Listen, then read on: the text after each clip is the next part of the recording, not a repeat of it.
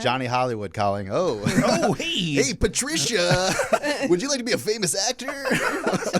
Give us your soul. Yeah, exactly. Hello and welcome to Shit They Don't Tell You. We are a Cashbox original produced in partnership with Studio 71. Cashbox happens to be the fastest growing, highest rated podcast app on both iOS and Android. Where you can find all your favorite podcasts. It's true, you can find like literally everything. Not What's on My Shoes, the podcast. That's not a real podcast. Listen, I heard about it. You can listen to Shit They Don't Tell You wherever you get your podcasts, but we hope you give Cashbox a shot. We think it's the best. Legitly. We actually do. We really, really do. This ain't no mind games. Why didn't anyone tell me? Hey, what's up? My name's Steve Greene. I'm here with my beautiful wife. I'm Nikki Limo, his beautiful wife. And I'm here with my best pal in the whole wide world. One of the greatest guys, one of the greatest human beings on earth. Huge shout out. Michael J. Gallagher the Third is in the studio. You didn't even do any of his titles. He's a director, producer. Like, I've introduced the guy. Damn. Well, sorry, he's your I just friend. feel like he's a man who needs no introduction. Movie maker, trailblazer. I refuse to introduce him. It's also Steve's birthday, by the way. It's my birthday today, when this guys. gets released, it's Huge not his shout birthday out. anymore. But Happy birthday, Steve. Thank you, buddy. Retro birthday. Thank you for that beautiful introduction. Oh, you're Couple welcome. corrections. I'm the second. Michael Gallagher the second. Oh, I thought you were the third. No, I didn't. They didn't make it. There's third. not a second. Because there's a third on the way. There's not a third of you. Yes, I'm the second. And thank you for letting me be the inaugural interview for this show. I really appreciate it. I'm the first interview for the Shit They Don't Tell You podcast. I'm so excited. I get to be the first #1 guest to start it off. We're kicking it off. It's a kickoff, right? Yeah. Well, we're going to let you have it. We're going to let you have it. No, I'm a longtime listener. Thank you for having me. This Oh, wow. This is a thrill. Long-time Long-time listener. listener, first-time Thank guest. you. I feel like I won a radio contest. You got a special guest appearance. I So listen what to you in my do car. you do? Oh, I make stuff.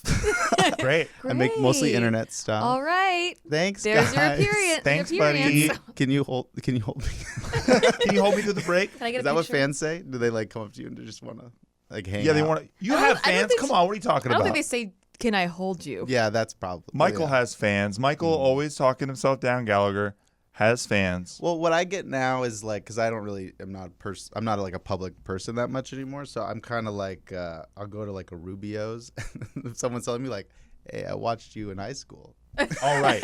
And that'll be $30. It's like, Right. Okay, wow. All right. Oh, there was somebody at the premiere. Oh, by the way, we'll get into this, but Michael directed a movie that just came out called Funny Story. Steve co-wrote it, and they both produced Executive it. produced it. Executive produced. The sole produced exec it. producer now. Excuse me. I acted in it. None. I mean, yeah. True. Yes, that- you that star happened. in it. But anyway, as Brian. there was someone there that was like, hey, can I get a picture of you? You're Nikki Limo. Oh my God, I used to watch you in elementary school or junior high or something. And he's like, do you still do YouTube?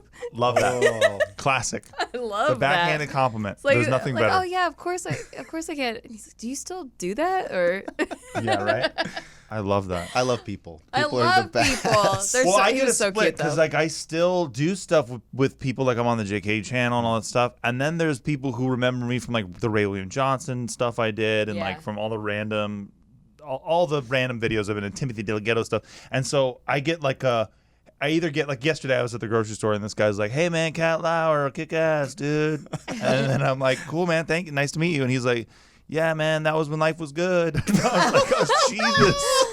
Oh God, the darkest shit I've ever heard. But then I get like random people now who are like, "Hey man, loving you on the like- JK stuff." Or and then they're whatever. like, hey, it's the Tasty Tuesday guy. "Yeah, that's too. I like that. I like that." And now you guys get recognized from Castbox, which is so cool. Yes, It's true. Castbox is our favorite platform to listen to can listen podcasts to on. So All your podcasts on the Cashbox. you can get any podcast that you listen to. I on love Cast- Castboxing. I love like just being at home, just like playing on it and touching. We call it It's, Steve- it's buttons. great. We call it It's great. They Steve-boxing. have great games on Yeah. there too. It's awesome. I like to think of it as like a Dreamcast or Yeah, like an off-brand, like the Ouya or whatever. What was the Ouya, Nate? Remember that one? Yeah, Ouya. Oh, yeah. Okay, so today we wanted to talk about creating your own opportunities because I think we've talked a lot on this podcast about that you should follow your dreams, that like go do it. Like, if you want something, go make it happen. Some say that's all we talk about. But- I disagree. We don't really talk about how. I don't think we've talked in detail about how. So episode 39, we're going to try to talk about how. After talking about dreams for 37 episodes, we're going to talk about how. I honestly think you need the why first. So, you know what? You're welcome for that. The audience is pumped up. They're like, okay, we want it now, but how? How? They're so on the edge of their seat, they're falling off on the floor. They can't wait. This episode, the one they've been waiting for. Michael Gallagher, take it away with how. Go on. My God. You've always wanted to be a director, is that correct? No, when I was very little, I wanted to be an actor. Fuck. I know. Fucked this up. I know. I wanted to be an actor, and then very immediately I discovered, like, oh, someone has to choose you to be an actor. And I was like, that's not going to work for me. I'm like, I'm going to be waiting forever for that. So I actually, at like 11, was like, oh, if I want to make stuff and then I could cast myself. That was originally how I came into it. So like, I should learn how to do this so that I could just cast myself like all my favorite, people. Like a Neil Breen. Like a Tommy Wiseau. Like a Tommy Wiseau. Yeah, like a Neil Breen. Thank Absolutely. you. True. Exactly, because they were huge at the time. That's so good. Yeah, so I thought that's my way in. Like, no one else is going to give me the opportunity. I got to give myself the opportunity. So then I started learning about filmmaking. This is when you were 11? When I was 11. You had that realization when you were 11. That's Get crazy. in young, guys. If you're 18, 24, it's, you got to get those. It's over. You're old. It's over. You should retire. Give up. You got to get in now. No, I mean, I just think that's so great that you realize that you should create your own opportunities when you're 11. Because I think most kids at that time, maybe it's different now, but for me, it was like, gotta wait for someone to hire me. Like you're kind of trained in that employee mindset of like work really hard and then someone's gonna want you.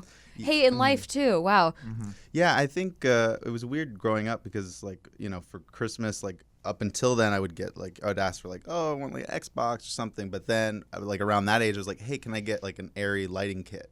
Right. I would be like, oh, please, for Christmas, can I get a 3-point lighting kit? Or can I get like an HD like a little camera? George Lucas, dude. Jesus. Can I get an XL1 camera, please? Like that was like on my wish list of like stuff. And then when hanging out with friends, like that's what I would do. I would, make like little short videos and then for school, I never really liked school, so I would always ask the teachers, like, hey, can I do this as a video project instead of writing that essay, instead of, doing whatever problems? And they would mostly say yes. So I got to, like, turn in videos and just, like, play them for the class. And so they let us do that in high school, which was really fun. Yeah. So I was doing this in, like, 3rd, 4th grade. Dang. Wow. Yeah. Well, actually, when you were in 3rd grade, I was probably in high school. So that same time period. True. Wow, you burned yourself, Nikki. That's I did. cool. Damn. I mean, I wasn't. I was just being born. I'm very young. Nikki, you were just born just now. I'm very young. There you go. So I think just growing up, like that was always, it was like fun. It was like, I wasn't necessarily going at it like I'm starting a business. I didn't open an LLC at like 11 or anything. I wasn't like, I didn't really understand how that side of it worked, but I knew that I like loved it and I loved entertainment and like I watched movies and TV and Saturday Night Live. So it was like, that was my kind of world. So it was just like making fun things with friends, and it was a lot of like at first like jackass type things, like putting a friend in a shopping cart, pushing him down a hill, and just ripping off jackass bits. Basically just ripping off jackass. That was the times. But like it was the times. That was the trend. So I was doing like a lot of that stuff, which was fun and just kind of dicking around. But then it wasn't until like high school where I heard about like there's like film festivals and you can submit your short films and like win awards, and then you can actually have this be like a career. So then I started like taking it a little more seriously, trying to like aim for those things. And I like got into film festivals in high school, and then I went to this thing called the New York Film Academy, which they have in Los Angeles. And they had like a summer confusing name film for program. an academy in Los Angeles. I went as well. Very strange. Yes, Steve and I both went, and I think at the same time, but we didn't know each other. Yep. Because I was like in the high school like summer thing, and then I think you took. I took the summer thing. It's like a sliding doors type thing. I took like a month and a half thing or whatever. Right. It was like a 60-day whatever. Totally, yeah. And I did the film like it was like a boot camp thing where you like learn 16mm film. You get to shoot on the back lot. You get to cast SAG actors. And I did that at like 14, and so that like changed my brain of like, oh, you. Like I always thought like there were all these like gatekeepers and things that you had to, pass some like Illuminati test or something to like make professional content and like cast people you've heard of. But then I'm like sitting at New York Film Academy like looking at all these actors' headshots, just like cold calling them, saying like, hey, do you want to come and at 14? be in this? Yeah, and like, hey, do you want to come shoot this thing? And like on this day at this time, they're like, yeah, send the script. I sent it, and they said sure. And then I got people like showing up and not knowing I was 14, and I was like, oh my god, I could do this. So then I just kept that going in high school and just did it in San Diego, and it was just fun. It was like a fun thing to do, and then I turned that into, I had enough work at that point that I started like bands and things would hear about it and say like, oh, like we need a music video, and then I would start charging money, and then that's when I like made it a business, and that was my job then. It was like making. And how old were you then? 14? I was 16. I was 16 by then. 16. So you're pretty old. That was pretty old by then. Way crazier.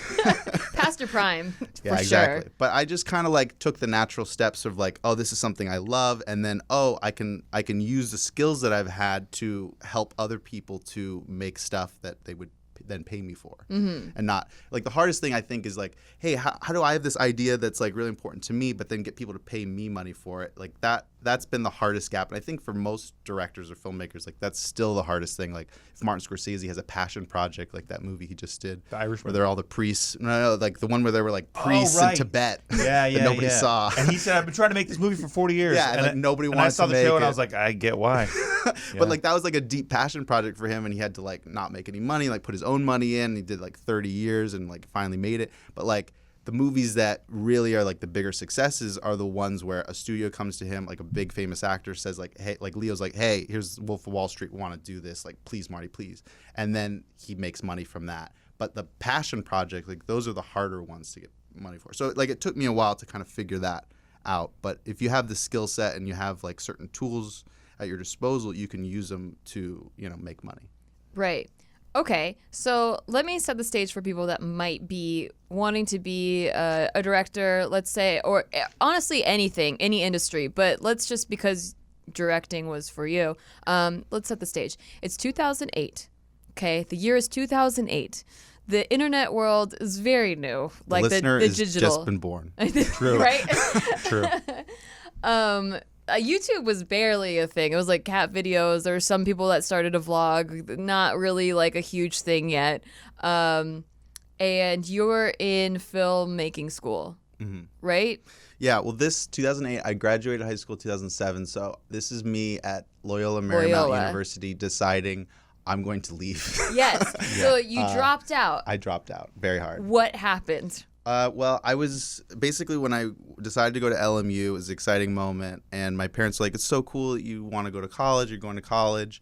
We're going to help you out for this like first like minute of college, but then after that, you're completely on your own. Like you have to pay all your bills, you have to get a job, you have to do all this. And it was like kind of not a rude awakening, but it was definitely like, oh, I don't get to just go to college and like have everything be cushy. It's like I have to like support my life. And so I was like, oh shit. So then that gave me the wake up call of like, well, how much does everything cost at LMU, and how much is everything like, what do I need? What are my monthly expenses and things? And like, how do I do this? So it's like, okay, I need a job. Do I really want to spend this money for going to school? And what am I learning at the school? Like, what is it all helping? It was like this weird math equation, like figure it all out. And so I got this job at a company called Mahalo, and they were I was a part-time job at first, but then they offered me a full-time position, and it was more money than I was paying to go to school. So I was like, if I'm getting this job like before having to go to college, it's like, well, I'm just going to put that on hold, try this internet thing out. Yeah, I'm going to put college on hold. Yeah. Try this internet thing out and see if it works. BRB college. Yeah, it's like you went to try out for American Idol and you never came home. You know what I mean? In a way. In a way. Yeah. And they didn't necessarily say come to Hollywood. It was like, hey, come to come to Des Moines. Yeah, exactly. Exactly. I got an off-brand one. So was that scary for you? Did you ever have like, oh shit, what if I regret everything? Like, what if I should have gone to filmmaking school? Yeah, well, at that time, I took everything in like 6-month increments. I was like, okay, I'm going to do this job for 6 months and see how I like it and see what I learn. And in that 6 months, I learned all about like how to upload video content onto YouTube, how to make like daily videos, because we were doing like kind of, sort of, I would call boring videos where it's like, hey guys, like, today we're going to go and see how they make this tablecloth and check it out. And then it's like, like how did they make the tablecloth? Montage. Nikki's riveted. People did like these videos. It just wasn't my type. Right. But it was like a lot of like how-to and like tutorial things. And it was, it was like me and 2 other guys, and we were like editing, producing, writing, like putting these videos together like 5 days a week. So it was like a YouTuber schedule like YouTubers being a thing. It was like when YouTube was first kind of like starting, people just uploading shit haphazard. And so and not making money. And not really, no, there was no partner program or anything. And then while I was working there, the partner program started, and that's when we started to see like, oh, if we were uploading stuff to YouTube, like, oh wow, like it's getting so much more views here. You're actually making money from it. And then I realized like, oh, the stuff I want to be doing is like Saturday Night Live, more sketches, more funny, like interactive stuff. Like there's so much you can do with this platform. Like why am I doing these bad videos for these people that I don't want to be doing? Why don't I just go make the stuff I want to make and just do it myself? So at that point, I'd saved up enough where like I could pay for rent for 6 months. So I was like, okay, I'm gonna give myself 6 months. I'm gonna start a YouTube channel and try this thing out because I already kind of saw how it went. So that's what I did. I started Totally Sketch. I started stockpiling videos and like shooting them and casting them and putting them out. And like right away, like in the first month, it started working. Like it was getting millions of views and it was starting to like pay for bills and stuff. So it was like, okay, wow, I don't have to go to college. I'm gonna keep doing this until it all dries up. The wheels fall off. That's And the super wheels hilarious did fall because off. I was going to be like, And the tread. how did you And the initially get tires. your audience? But back then it was so much easier. Well, it's crazy because as you're saying, like 2008, 2009 and stuff, like, thinking about it, YouTube homepage used to be curated. Right. And it wasn't like you log in and there was just all this, like subscription and things. Like subscribers were important, but it was actually like there were people who were programming like a news site or something where they would put articles up and like Right. say like, oh, you should watch these are the 10 videos of the week. It's kind of like more like Vimeo or something. It's still curated by an AI robot that wants us all to die. That they can't control anymore is what we heard. We really have heard that. That's really They funny. lost control. No, I believe it. But it used to be like a handful of people. There was like a team, like the homepage team, and they would like curate stuff. And so my first video that I did for Totally Sketch that was called Got Sex, an Interactive Adventure, that got on the homepage of YouTube within the first week of putting it out. And that was a curated? Somebody at saw it. YouTube Somebody picked at YouTube it? saw it. That Yeah, just but- shows who was in that department No, back but then. this I was love it. this was before Google though, so it was Right, still exactly. like by the It was- original they were cool. YouTubers. That's what I They mean. were They cool. were They were cool. hip. They were startups. It wasn't super sensory place. It was Yeah. kind of like, hey, put stuff up, whatever. And I think at that time there weren't a lot of like people who were coming at it from like a filmmaker point of view. It was a lot of people like turn on their webcam doing like an impression of a celebrity. A lot of Yeah. pixelated, like half dark rooms. A lot of half dark. It's But true. that's Everything was 5 megapixels back then. And you always could shoot shit, always. Like you could always like cut a scene and shoot shit. So I think that's probably what helped a lot too in the beginning. Yeah, exactly. And I kind of came at it with like I had some equipment and I'd been doing these music videos and short films and things, and so I just like applied that to the like sketch format and just put like kind of HD sketches up. And at the same time, like College Humor was starting to do that, but they weren't really utilizing YouTube. They were trying to like bring traffic to their their own site. platform. Eventually, they came over to YouTube Right, because they right. saw I like remember that's where that the people era. were. Yeah, but it was like I kind of was doing that, but just specifically on YouTube. Like I wasn't really distributing to other platforms at that point. Quick background on me and Michael Gallagher. I found him off Craigslist. This is true. This is a fact. As an actor. So as one of those actors that you were like looking at when you were 14. He was 19. Yeah, exactly. I was No, 19 I know, at this but point. I'm saying like the ones that you were like, oh, I don't have to get like a actual actor. True. I actually wasn't on Craigslist to find an acting job. I was on Craigslist to find a stand-up comedy spot, which I had success with before, because sometimes like if they need last-minute comics to fill a show, they'll just post on Craigslist really quick. And this was back before Craigslist like died and was really scammy. This was like it was medium scammy. So The right amount of scam, you were like, the I'll right amount of trust scam. it. So you Roll the dice. actually had links, because I would never have submitted for an acting thing on Craigslist, but you actually had links to your stuff, and it was really well shot, and that's what I remembered. I like saw it. I needed footage for my reel, and I was like, maybe this because it's comedy, and I needed to fill it with comedy stuff, and they it was just basically like, we need a girl. Sounds about right. We need The a post girl. just said, we need woman, Yeah. a good address, and a money amount. Not too far off. And Nikki showed Here's a up. Yeah, link. how about that? I'm like, yeah, why not? It could be a serial killer. I don't even remember what the post said, but I think it was like, hey, we're doing a sketch comedy video, Yeah. and it's going to be crazy, and then here's some work. And I think I had a website or something. Basically, yeah, you had your YouTube channel with there was like 2 videos on it, Yeah, and I makes think probably Got Sex was one of them. I don't know. Yeah, it was either that. It was that one and like one with me in it where I'm Yeah, like you were listening acting to a in it. relaxation Yeah, I CD remember that. that has like subliminal messages. But I was just looking at the camera quality. I was so blown away. I was like, whoa, it's like a real camera. Like this looks like a real thing I could put on a reel. Yeah, like I could trick people to make it look like it's a TV show. or Yeah, something. yeah. So I was like, Exactly. I'll just throw the dice. And then he called me at 10 p.m. Yeah, because it was the night before the shoot. I think night before the shoot. I think I had written this thing, and I think I wrote it for somebody who was like, no.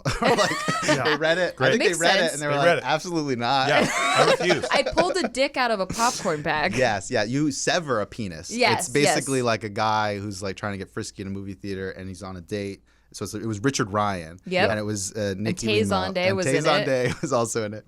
And they're in a movie theater watching a movie, and Richard Ryan's like really bored of the movie. And she's like, hey, babe, let's make it more interesting. She's like, no, I want to watch this movie. And so he literally gets a popcorn he has, and he puts his hard dick into the popcorn. Yeah, of course. And then asks his girlfriend if she wants some. And then it's like interactive, like to say, oh, do you want to? No red flags for me. No. So far, Craigslist Nikki's guy, in. gotta take a dick out of a popcorn bag. But Well, really I good want to camera remind both of quality. you, this is a family show. Thank you. Well, I was This actually. episode's sponsored by the Lord. Exactly. I felt comfortable about the script after talking to him on the phone because he's like, we got a prosthetic penis. I'm like, okay, thank God. It's not someone's like real dick. It's not porn. It's not. Yeah.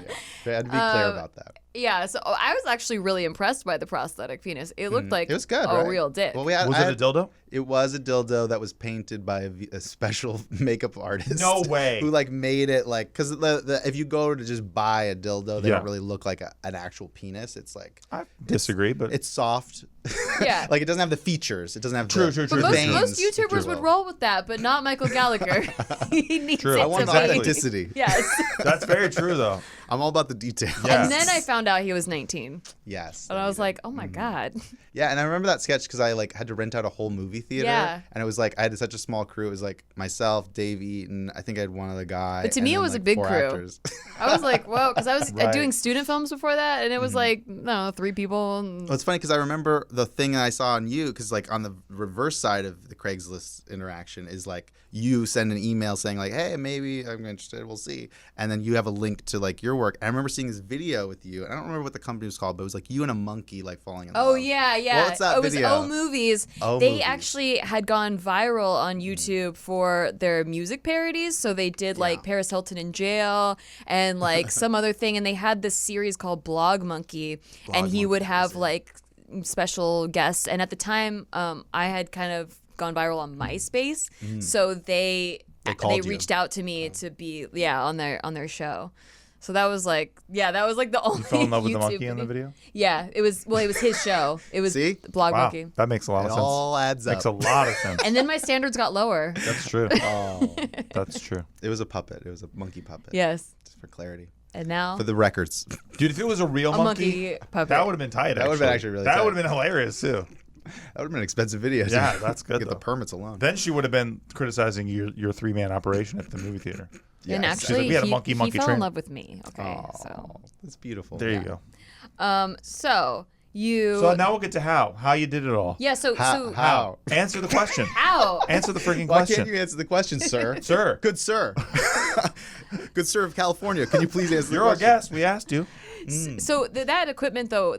Just because we're talking how that equipment was yours or it belonged to the crew? Did you just hire random people? How did that work? Yeah, so it was a kind of a combination because growing up, I had kind of amassed little bits of equipment. And that was sort of my hobby / passion was to work in film and you get the HD stuff. So this was kind of on the cusp of when HD was becoming a thing, just before red cameras and whatnot. Right. So it was going from SD to HD was a big deal. It was a big price difference and everything. Now everything's HD. Your phone is better than any quality that I Phone had. shoots 4K. That's crazy, yeah. But the big thing I found just going to film school and stuff is it's really about the lenses more than it is about the actual camera of what you're capturing because and also the whoever your cinematographer is if they know what they're doing they can work with different equipment and really make it look cinematic. So I just worked with some really great talented people like this guy Dave Eaton who was a friend of mine who was shooting stuff and I kind of roped him into it to say, hey, would you shoot this?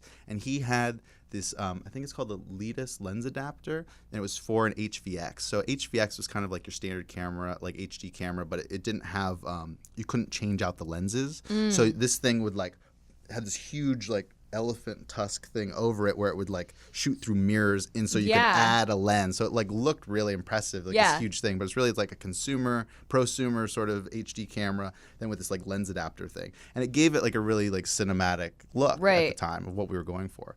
And so, yeah, he had that because he was shooting music videos and all kinds of like cinematic-ish stuff. So we just used that. And then I had the Kino Flow. I had a Kino Flow lighting kit and a 3-point lighting kit. And I used that pretty much forever. All sketches. Yeah. And I was like, anytime making sketches, it was like me lugging these like 2 huge like suitcases. I remember that. Yeah.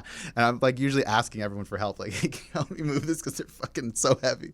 And like 2 C-stands and sandbags. I mean, the whole kit was like a couple $1,000s. It wasn't like crazy expensive. It was, it was good, but it was minimal. It was like like I could light a 4 to 5 person scene, and that was about it. But for a 19-year-old kid, like I'm just talking to all the people out there that like are listening. They're like, I'm too young, or You're definitely not too young. I gotta finish school first, or I gotta do there's a lot of excuses you could use, but like you don't have to use those excuses. Like some people are waiting to get struck by talent lightning too. Is what I like to say. Totally. It's like, oh well, one day I'll be good enough to start doing it, but you didn't even get good till you started doing it. So. Yeah. You have to. I mean, I don't even think I am good now. I think I'm just doing it, and so few people do it that like in the mix, like maybe by some kind of weird comparison. So many people think they have to be perfect and know Yeah. exactly what they're doing before they do it. Totally, yeah. And like it was weird, but like you look back at Totally Sketch or any of the stuff I did online, it's like that was really like my film school, like you call it like learning in public. Like some of it's very embarrassing. Like to like if I were to go back and watch some of it, it's like, oh my god, I Who doesn't have that though? Who doesn't have like an early video where you're like, oh man, cringe. Yeah, but it's weird too, like to have something you're so embarrassed about that has like maybe millions of views. And then people are like, but it has millions of views, so it's sort of validated, but then it's not really a representation of. Did what it ever hurt you?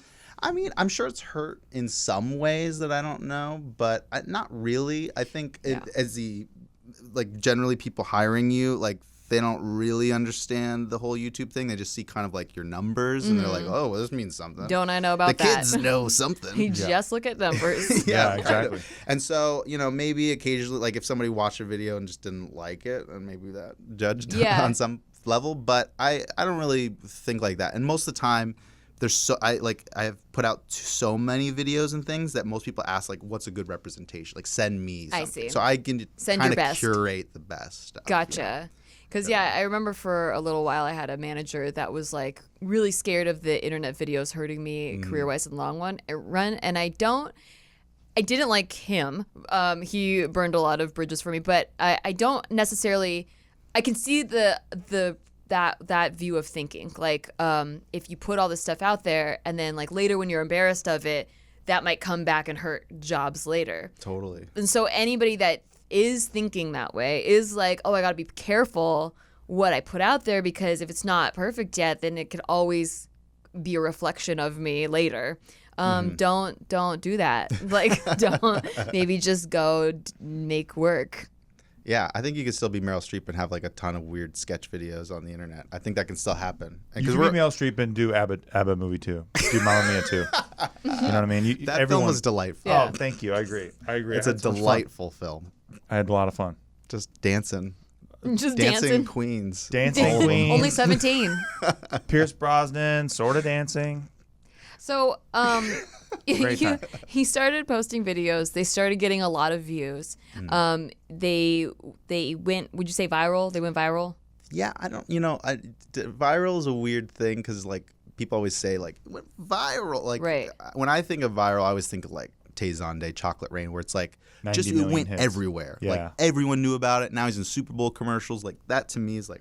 But that's what viral meant back then, because everyone watched the same like It video. Yeah, exactly. And that was the viral thing. And so I don't know that I ever, other than maybe the Smiley trailer, which was later, that I thought we're gonna get to that viral. But before that, I thought like they reached a lot of people, like millions of views and things. But I don't know if that is necessary. I mean, it could be considered viral, but it kind of felt like there was like a certain community that all watched it, but not everyone in the world. You couldn't go down the street and it's not Gangnam Style. Yeah. You couldn't just like wink at like somebody when and that say guy a hit, word, like it was totally like sketch, and they were like, like exactly. that nobody knew what. But that you was. built an audience from that. Built an audience, exactly. And that was what was key.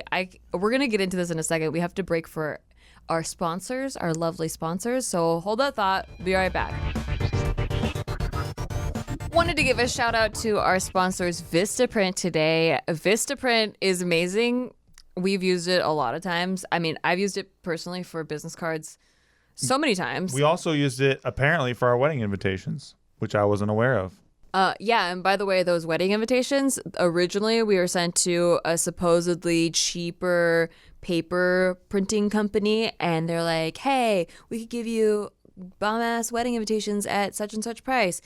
I went to Vistaprint immediately after receiving that email and got just as good of invitations for less than a tenth of that price. Vistaprint's really great at saving you money while also giving you a very professional looking product. I have business cards that have all my info. Oh, by the way, you should have business cards if you own a business or run a business or you host something or you're an entrepreneur or if you work at a business, a freelancer, or if you are a professional at a business. Yes. Agreed. Yes, because you're like talking to people in your industry and then they're like, oh, we really like you. Do you have a card?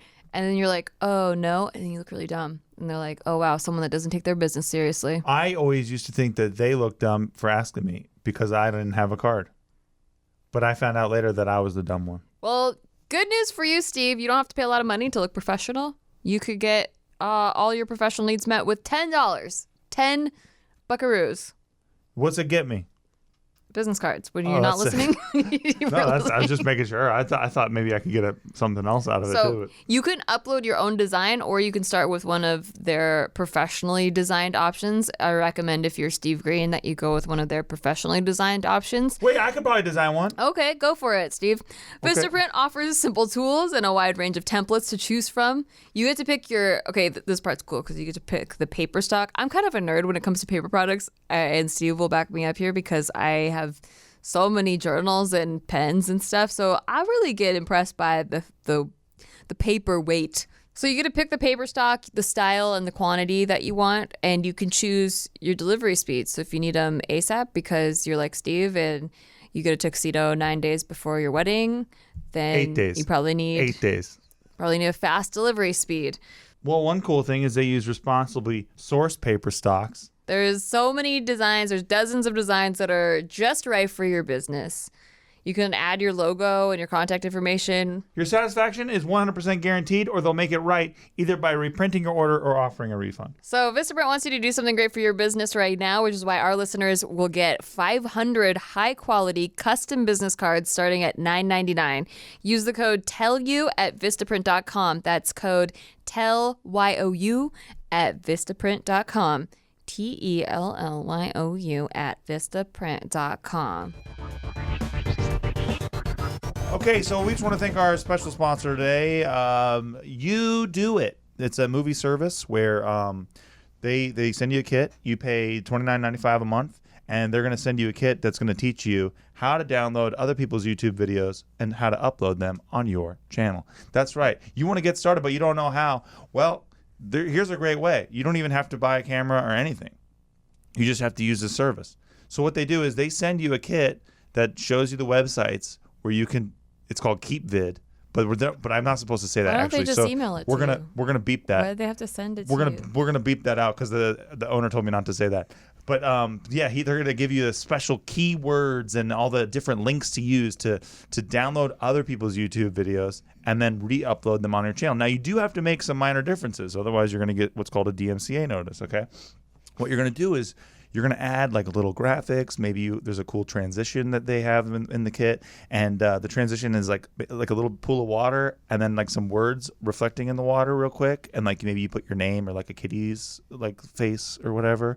But then you're going to upload their videos. And then when they try to take you to court, they're going to lose because you made minor differences to those videos. That's right. So don't forget to check it out. You Do It. That's a movie making service that allows you to coming soon. If you pay $49.95, they're going to allow you to take Hollywood big budget Hollywood movies and upload them on your YouTube channel. That's right. So there's 3 tiers of the service. Wait. First tier is YouTube videos. The second tier is Hollywood extra uber production movies, and then the third tier is just all Michael Bay Transformers movies, all the biggest ones. That's right. They have Transformers Dark Side of the Moon is now included in the service. This ad is so long. Well, they paid a lot of money for it. All right. So don't forget to check it out. You Do It, movie making service. All right. Thanks, guys. Great. We're back. That was amazing. They're great. Cool. This is amazing service. The owner is great. He's a really nice guy. Todd, I talked to him this morning. They're very excited about the service. Todd. Oh, good old Todd. Yeah. Yeah, very excited about the service. They're getting a lot of traction too so far. Okay, so you built an audience, and but you did it the hard way. I did. And there's a lot of easier ways to do it now, and you should check out. Way easier. Listen to actually, sponsors. I do think that everyone that is listening is at a huge advantage because the internet has sort of blossomed into this, this way of marketing that you don't need a middleman for, where you could build your own audience. And I wanted to call this topic trailblazing, but for a reason, but Michael Gallagher didn't like that. No, you can call it whatever you want. Well, you're a trailblazer, You're Michael. a trailblazer, and I I'll just go by wanted any to. pronoun, I just want people to know that you anything you blaze wanna your call own me. trail. He's so too self-deprecating, so he won't sit there and be like, "Yes, as a trailblazer." So I didn't hear. I feel like from an Oregon you. Trail character. Wasn't that the game, right? Yeah, Oregon yeah, Trail? yeah. Yeah, I feel like a prospector. You're the dysentery Yeah, you are of the digital world. Yeah, somebody died on that trip. So many So many rattlesnakes. Oh, yeah. So I think few your own rations. channel died on that It trip. did. The wagon Yeah, fell but you The fucking barrier. apart. You killed your own channel. I abandoned it. Yeah, I abandoned it by Okay, a creek. we will get there, Okay, guys. all right, all right. Okay, Rattlesnakes so we're overtook back. it. We're still in 2009, and after It's doing a long year.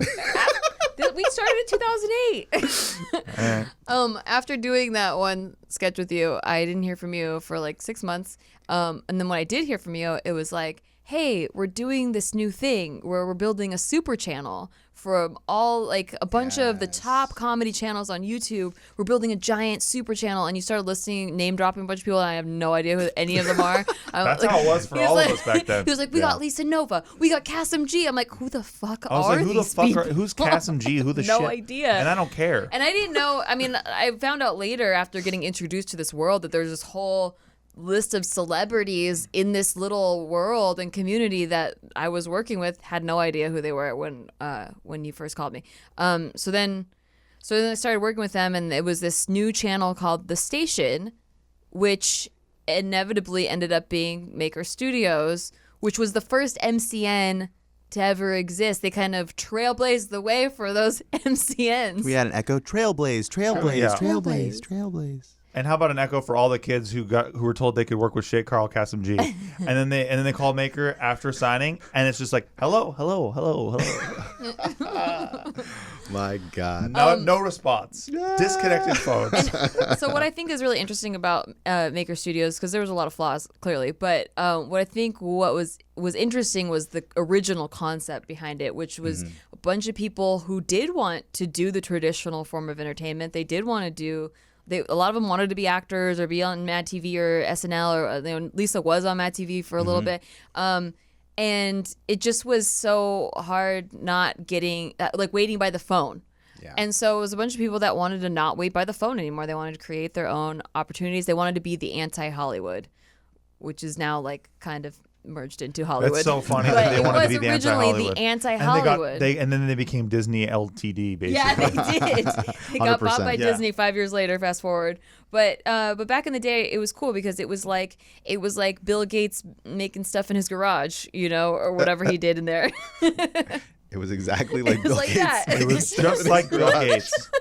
If what Bill Gates made ruined entertainment. If Bill Right, Gates right. put on dollar sunglasses, blonde, sparkly wigs, And feather and boas. said, "We are all named Heather," Yeah, exactly. to Taylor Exactly. Swift, then that is exactly what it was. Yeah, pretty much. I got roped into it from collaborating with other YouTubers. So like when I started Totally Sketch, the other route other than just like making my own content was like I kind of followed what I did in high school, which is I would find people that could like use my services of directing or editing or shooting or whatever, like filmmaking stuff, and just offer it to them for free. Like so what I did was this guy Amon Alpha Cat.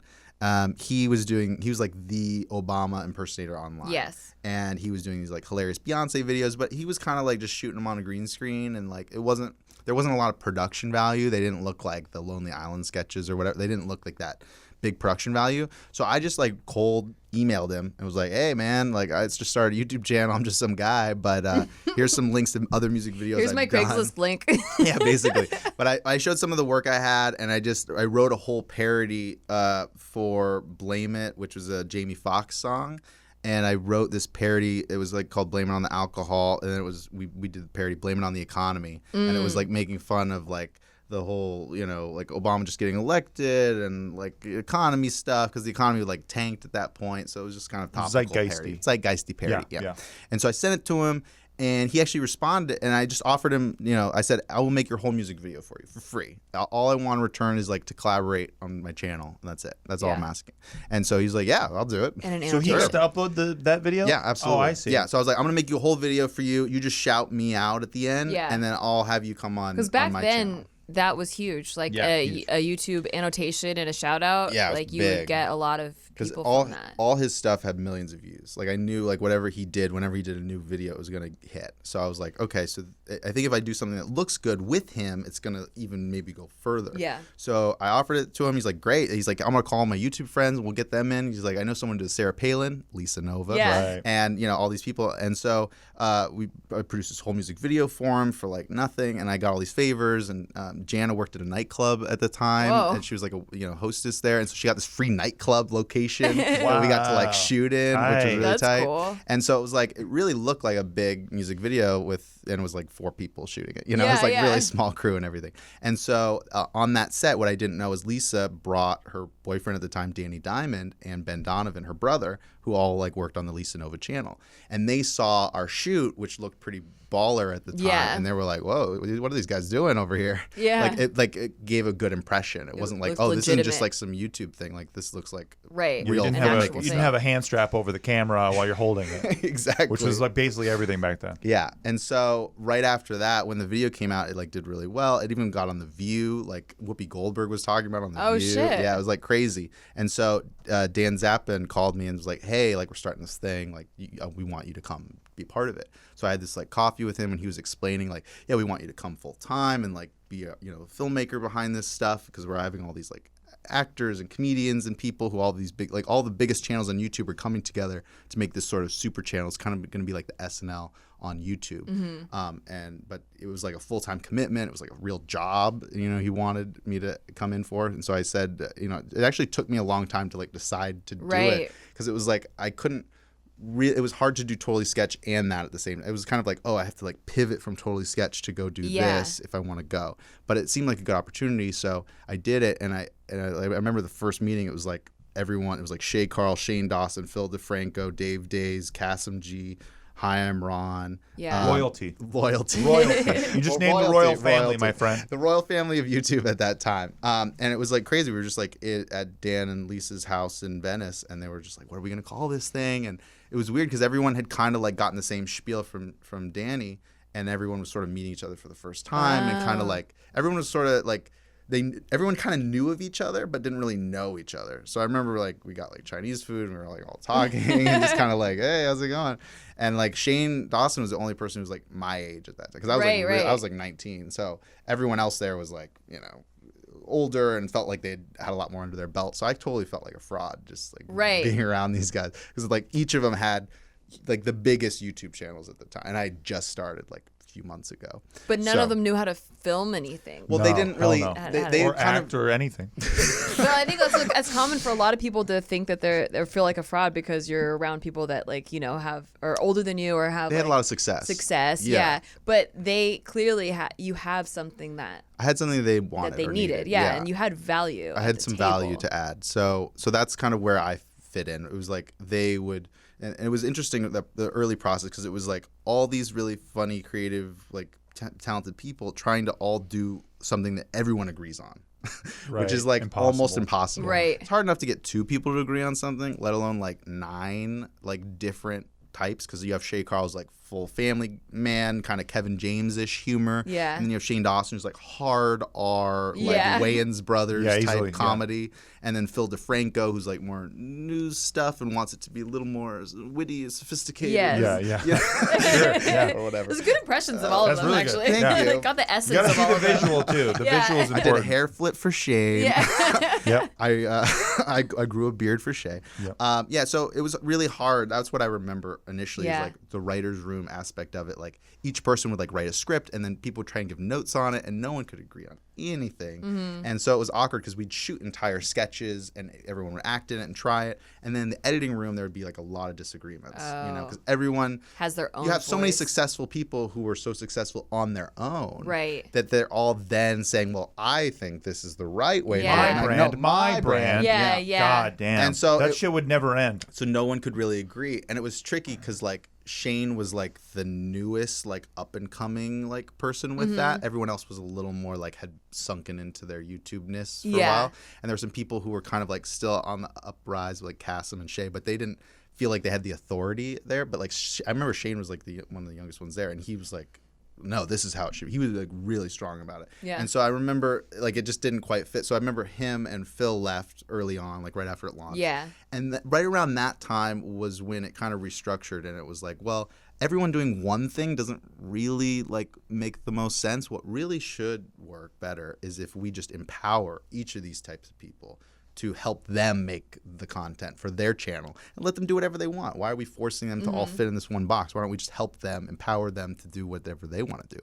So that's really when it shifted from like everyone doing stuff for the station, and then it kind of became more like Maker Studios, where it's like now we're servicing all these different channels. It went from bad idea to good idea. Exactly. I remember in the beginning it was like you would all come together and do one sketch for the station that pushed to each channel. Like and so like one would be like Lisa starred in it, and it would push to her channel, and then one would be like Cassim starred in it, and it would push to his channel. Yeah. Exactly. And it was an office filled with people who were all down, right? So it's not like most places where it's like, hey, I'm gonna do this thing, and like, is that okay? And then people are like, I don't know. Like this was like somebody comes up to you with a camera, be ready to go. Like you're going right now. Like that's just how it is. Like that's what this place is, and that's what I think what was so great about it is everyone was trying to help everyone. Yeah, it was like everyone was all in. Like it was a full-time gig for everyone. Like at first, it was like everyone was there. It was like 6 months of like everyone was there every day. Like weekend, like my first day of work was 4th of July. Yeah. It was like, can you work for the 4th of July? Like that was like, okay. Because they had to get some brand deal out like that next day or something. So yeah, they were kind of like led the way on brand deals too. Oh, yeah. Like I remember that wasn't a thing at all. And then Dave Days came out with like a Pop-Tart commercial or brand deal, and everyone was like, what is this? Like, is he just love Pop-Tarts? Like, totally. Yeah, it was like Samsung and Pop-Tarts, and like there were all these brands that like it was still really early. Like Yeah, Foot Locker, super early. I remember a Foot Locker rep was there, and they had no idea what the hell was now going you're on. jumping to 2010. Well, but it was just that was the time. Like that was an interesting. But you kind of use that then to like after a year or so of it being successful and gaining success, you kind of use that to leverage into directing your first movie, right? Yeah, exactly. And so, because that's always what I wanted to do was make movies, but the gap of like, how do you fund a movie? How do you like have the time to do that? Like how do you get your first opportunity to as a director? That felt like the impossible bridge. And I'd read all these books on, like Robert Rodriguez and Kevin Smith and all these guys who like came up through Sundance and the filmmakers, like, just kind of going off and doing something really small. But it's funny because like as soon as somebody like has that experience and like tells the world about it, it doesn't exist anymore. Like that path was just theirs. Yeah. And now everyone else has to figure out a new path. So it's like really funny to me, like whenever people are like, we're going to go do the Robert Rodriguez thing. It's like, that was like 20 years ago. And, like that was like a really narrow path. And like that market is totally changed. Like you have to evolve with the times. Yeah, exactly. And so, what I had done is I had saved up enough over doing Totally Sketch and working at Maker and Mahalo and everything that I was like, you know what? I just want to like make my own movie. Like I just want to just go do it, just put it out there. And so that's kind of why I, so Smiley was like a fully self-funded movie. Like there was no other people coming in. It was just like, I'm just going to do it all. But you waited because Maker said they wanted to do it initially. Yeah. And and I think I got that YouTube thing where, like the waiting game of like showing it to producer studios and things. Yeah, it's just like it's such a long process. And we tried to do that for like, I don't know, 8 months, a year of like showing to people, trying to get feedback, like relativity in places.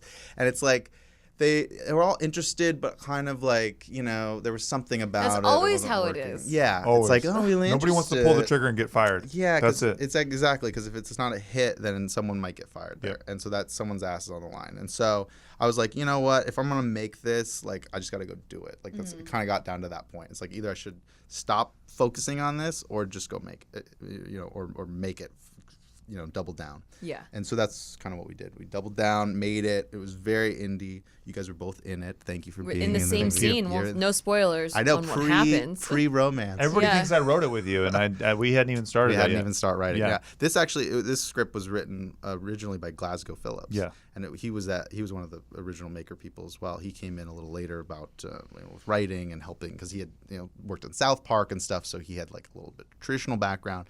And so there was a minute where Maker was like, "Oh, we want to make movies." So Glasgow was like, "Got it." And he went and like wrote. That was Glasgow for you. He wrote Smiley in like, I don't know, a week or two. And then they were like, "Oh, they were kind of interested." And then I came on as a director for it. And then they're like, "Nah, we don't want to do it." And then I was like, "Well, I want to still do it." And Glasgow was like, "Yeah, I want to do it." And Michael Wormser, who was producing it, the Maker at the time, was like, "I want to do it." So we were like, all kind of like, "Okay, let's figure this out."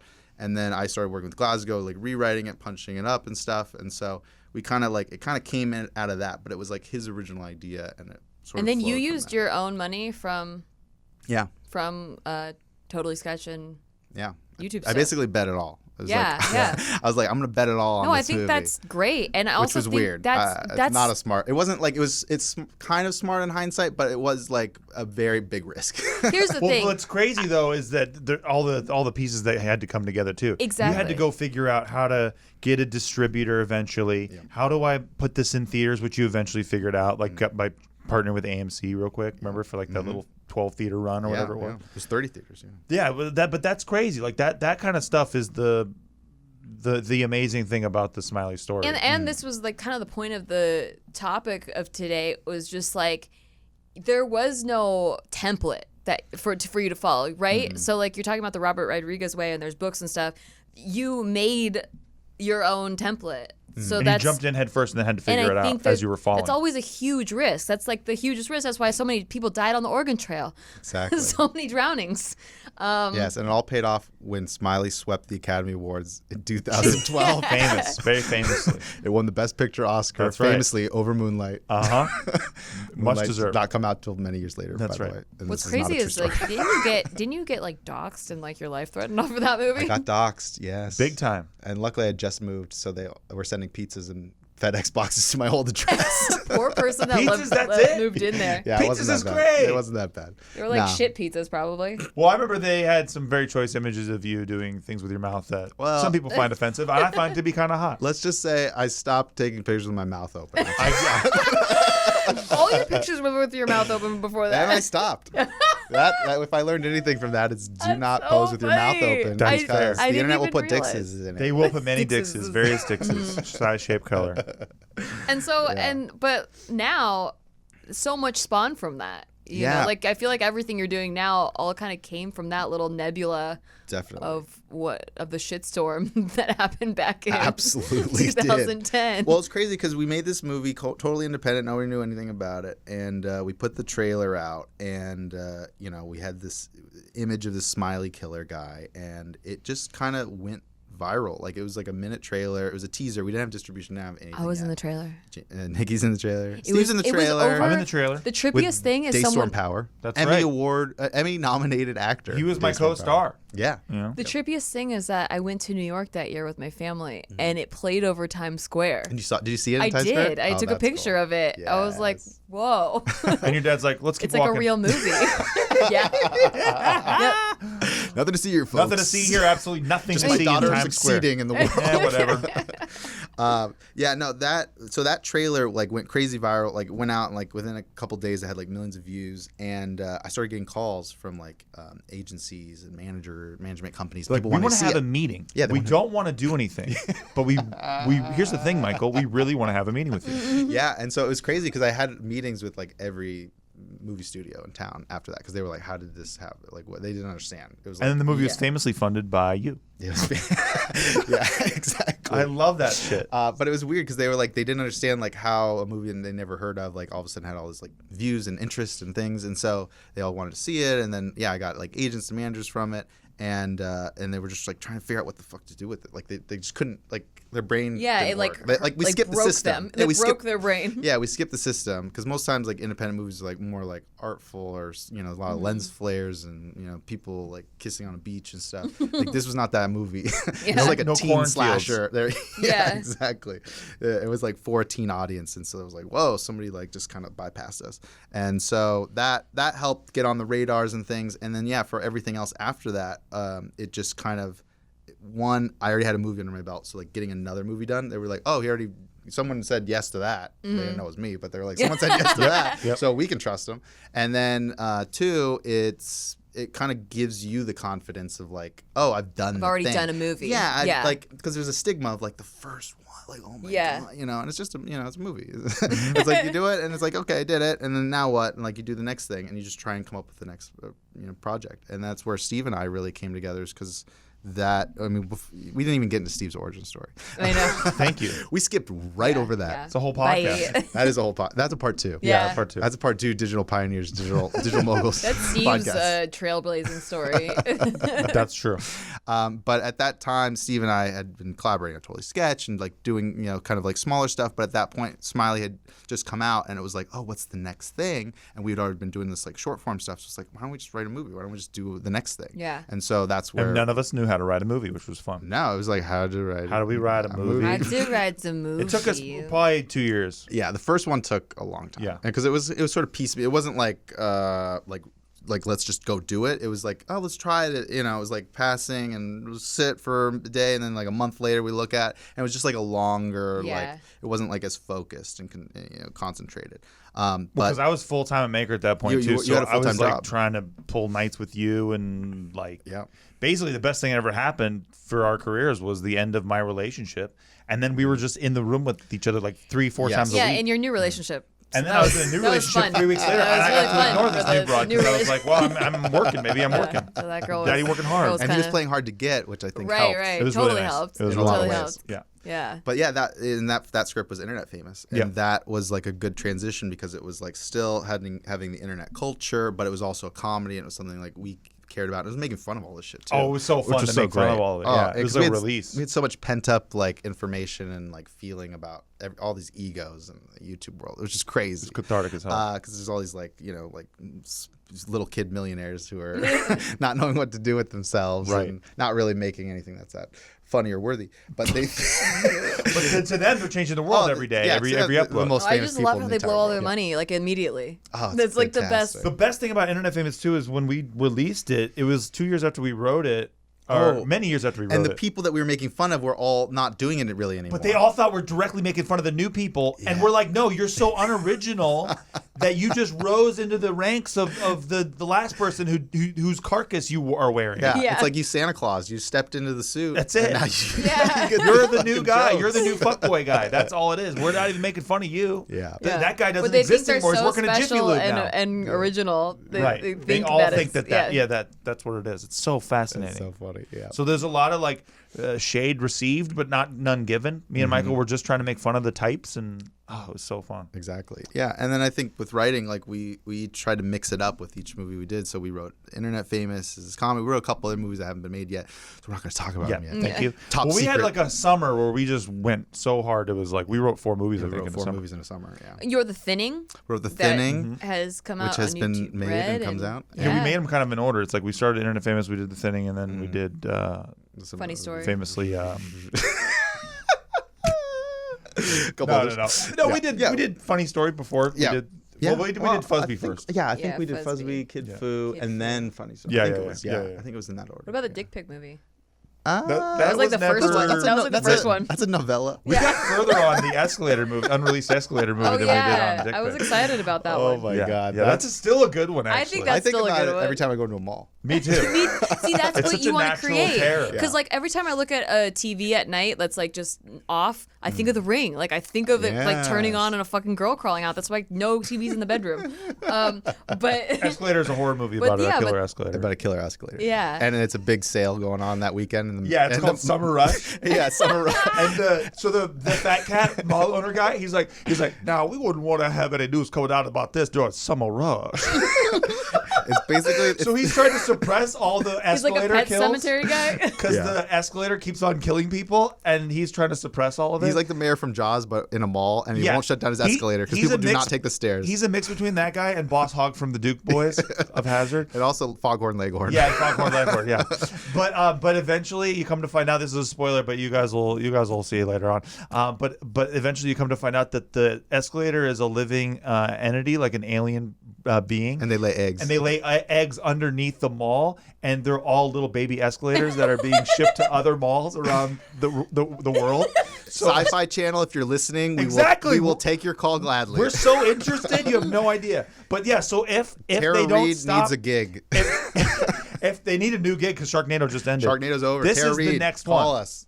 So I'm telling you, dude, if they don't kill the escalator, guess what? They're all shipping out Monday morning. So a bunch of hot teenagers have to kill the escalator. But the mother. And only hot ones. Only hot ones, yeah. The ugly people die so early, don't even worry about it. Because in the escalator mythology, it can't be killed by an ugly person. That's exactly right. Now, what part of that is true and what part of that isn't true? You'll have to watch the movie and find out. I don't know. You'll have to see our final draft document that's 70 pages long. Exactly. Longer than the script so far, dude. So We could write that thing in 2 hours right now. We can figure it out for lunch. Oh, I would love to. what are you doing now? Where can people find you? What are we doing? Well, we have a movie called Funny Story. You go to funnystorymovie.com, and it's playing a at website. film festival near you. Yeah, we're still figuring out the exact public release date for it, but it's playing film festivals. Can I get a copy of this movie? The reviews are great. Yeah. Okay, but because I know it's like we don't want them online because we're scared of because that would kill everything. Yeah, that happened on Smiley. It got very leaked. Right. The movie came out 2 weeks before on the internet. Everyone's like, tight. And I'm like, no, fuck. The feathers are everywhere. Exactly. Yes. Oh my god. Yeah, and you can also find the @TotallySketch on Instagram and Twitter and LinkedIn. Famously. I heard Horton plug his LinkedIn. That's true. It's Yeah. very famously on LinkedIn. Where can we find you guys? Oh, you can Follow find me us at Instagram, Secret Comedy. on Cashbox. We're here on Cashbox every week. You should subscribe. Please rate us if you're listening on Apple. It gives us a big boost. And Michael, especially, I want to thank you for coming in and telling us how it's all done. Yeah. You're Thank welcome. you for giving us the Because how. now I know. We got the tools now. Now it's up to us. I'd also like to say I helped introduce you guys before you got married. It's true. We didn't even get into That's that. very true. We didn't even do that. We were That's all part of that's I part know. 3. We could do like 7 with you, man. Yeah, seriously. There's a lot of history. A Yeah, 10-year thank history. you for my marriage, Michael Gallagher. You guys are very welcome. Appreciate I it. love being at Michael the was the wedding. best man at our wedding. He was too. the best man. I gave my permission to. I gave Nikki away. Sure, you did. It was a great, and I also gave great Steve moment. away. He did. In a It was- very weird gender unnormative People thought situation. it was strange, but I really thought it was really beautiful. Yeah, we broke some barriers that day. We did. And not one write-up in the Advocate or any LGBTQ site. Nothing. Which is weird. Snubbed. All Final right. thoughts, Michael? Yeah, we do this thing called final thoughts at the end. I just want to say, follow that dream. Whatever you have in your heart, you can put it in your hand and do it. And You can put it in your hand, That's beautiful. if you think about it, and then you can. I thought about and then it. What do you do with what's in your hand? you go and you make it. That's the magic Okay. part. That's the magic part we If don't you know believe it, you can achieve Make it. your heart into work. yet. True. That's actually true. Mm-hmm. I agree with Right. that. They call it hard work, It's sort of a weird way of saying, follow your dreams, but but really, And you gotta really actually do it, visceral and though. bloody. You gotta actually do you it. actually have to do it. You can't talk about it. You have to do it. Yeah. And you know what? You're gonna fail at first, but it's fun. Have fun doing it. And if you find people who do it with you, it becomes way more fun. Because, dude, writing with Michael's like, I mean, we were just saying because I haven't seen this cat in like months because we've been moving and you've been wrapping up an unreleased film that we can't talk about yet. But I haven't laughed like that hard because I haven't hung out with my bud because we haven't been writing a movie. Because we laugh when we write. We fucking laugh because we love it. Fun. It's not so work. Fun. Exactly. It's like a vacation. Exactly. So make it. Find someone you can do it with who you're having that much fun with, and it really doesn't feel like work. It really doesn't until you get studio notes. Okay, thank you. And if we can write a screenplay, you can write a screenplay. True. That's a fact for all children out there. They have no idea how true that is. My dream was to have a podcast with somebody that'd be really fun to have a podcast with. Yeah, it's just not that fun. So Your dream came true, Nikki. yeah, it came true. Wow. You can do it. It's beautiful. Thank you, Cashbox. Thanks, Cashbox. I love you. You make dreams happen. Yeah, I actually really love Cashbox, so shut the fuck up. I'm a big fan. We love Cashbox. Okay, my final thought is, if if you're sitting around waiting by the phone, to stop doing that. Like go do the thing that you're waiting for other people to give you permission Wait to by do. the internet now. Yeah, I was gonna say people don't call anymore. Exactly. So really don't wait by the phone. Wait by your internet messaging service. You will not get a text from God saying you're up. I feel like my phone is always happen. waiting by me. It's like just always right here. Like, hey, do you want to use me? Social media? Johnny Hollywood calling. Oh, hey, Patricia. Would you like to be a famous actor? Give us your soul. Yeah, exactly. No. What's your final thought, Steve? My final thought, is to find, Join the Illuminati. Thanks for listening, and we will see you next week. Put in your app to the Illuminati. Illuminati.net. Yeah, They have a digital arm. Here's the thing. Scientology is not wrong. There's actually a lot of good stuff in there. There's some good, interesting stuff. Are you curious? That's what I've been seeing. Have you been seeing their ads? Yeah, I'm very curious. It's like, you've been seeing our stuff. Are you a little curious? I would be more into it if it said, "Are you curious?" Right. But I was like, don't make it sound like I'm about to get entered. Like, Jesus. Like, what are we going to say? The branding's a little off. Okay, and we're done. What a great organization. Dianetics makes sense. Oh, yeah. No, check it out. It's the They word. really do have a shortcut. Tom Cruise is right. Get in the Hollywood fast lane with Dianetics. Mission Impossible Fallout was pretty fucking tight. I heard. Why didn't anyone tell